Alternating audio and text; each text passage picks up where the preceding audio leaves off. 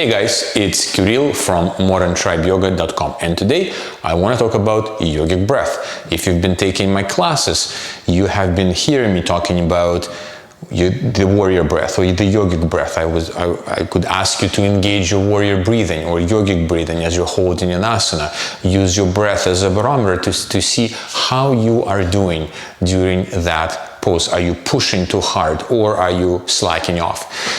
So what is that breath? Well, essentially, it's a very simple movement of inhale and exhale through the nose. You're inhaling through the nose and you're exhaling through the nose, and you're slightly constricting the throat, this area right here, the larynx area of your throat. And the way to learn how to do that is very simple. Imagine you have a mirror in your hand and you're trying to simply fog it with your breath. When you do this, you will naturally hear a very pronounced sound, like the wind blowing through your throat or the waves crashing on the shore, whatever the case, however you perceive it. Now try do the same movement, but try doing it without your mouth open and do it through the nose. You will notice that the sound is still there, but you're naturally constricting this area of your throat. You're able to do it on an exhale.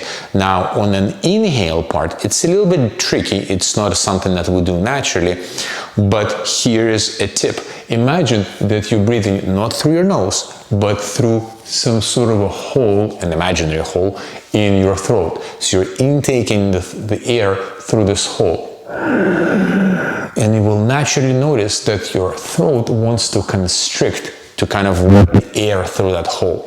So fogging the mirror through the nose, inhaling through the hole.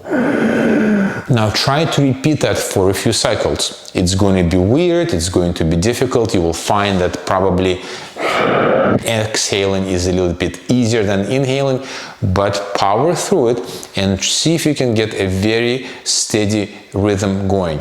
Every time you do it, you'll notice it easier and easier and easier and easier. And by the time you become settled with the yogic breath practice, you will start applying it during your yoga practice. And what happens when you apply it during your yoga practice? Very simple. You become much more focused. You become much more concentrated. You can bring your mind to your breath during your yoga practice, during very complicated yoga practice.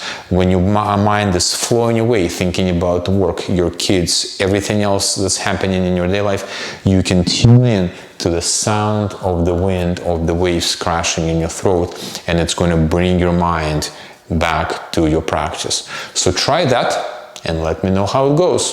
Thanks, and I will see you soon.